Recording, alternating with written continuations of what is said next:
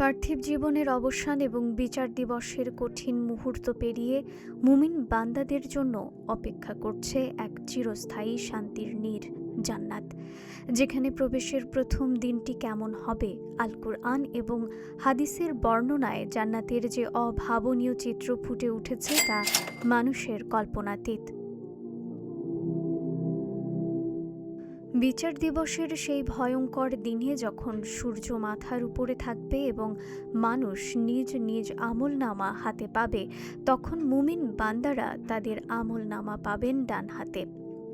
জান্নাতে প্রবেশের আগে তাদের নিয়ে যাওয়া হবে একটি বিশেষ নদে, যার পানি পান করার সাথে সাথে দুনিয়ার সমস্ত ক্লান্তি, রোগ এবং মানসিক কষ্ট ধুয়ে মুছে যাবে।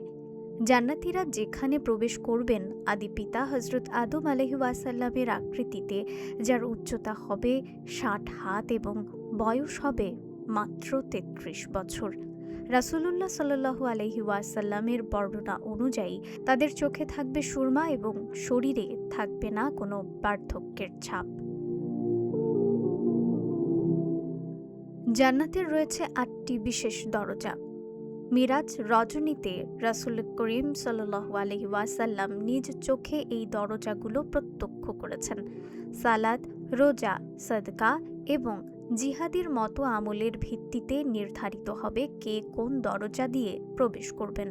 জান্নাতের অভ্যন্তরে প্রতিটি ঘর হবে সোনা ও রূপার ইটের তৈরি, যার সিমেন্ট হবে কস্তুরী এবং মাটি হবে জাফরান।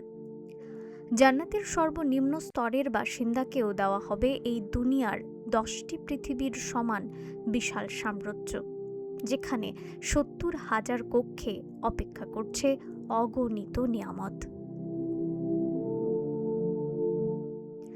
জান্নাতের সবচেয়ে বিস্ময়কর দিক হল এর বিভিন্ন স্তর, যার শীর্ষে রয়েছে জান্নাতুল ফেরদৌস, যা আল্লাহর আরশের ঠিক নিচে অবস্থিত।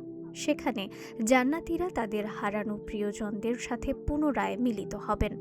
সেখানে মৃত্যু নেই, অসুস্থতা নেই এবং কোনো দুঃখ নেই। জান্নাতীরা জান্নাতে যা কল্পনা করবেন তাই তাদের সামনে উপস্থিত হবে। তবে সব নেয়ামতকে ছাপিয়ে বড় পুরস্কার হবে স্বয়ং মহান আল্লাহ তাআলার দর্শন। রবের সাথে সাক্ষাতের সেই মুহূর্তটি হবে জান্নাতবাসীর জীবনের শ্রেষ্ঠ ও পূর্ণতার মুহূর্ত। জান্নাত কেবল একটি স্থানের নাম নয়, এটি ঈমানদারদের জন্য আল্লাহর এক অনন্ত ভালোবাসা ও দয়ার নিদর্শন।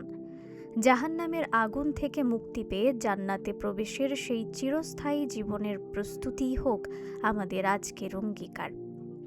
রিফাত আরা ইসলাম, ভোরের আকাশ।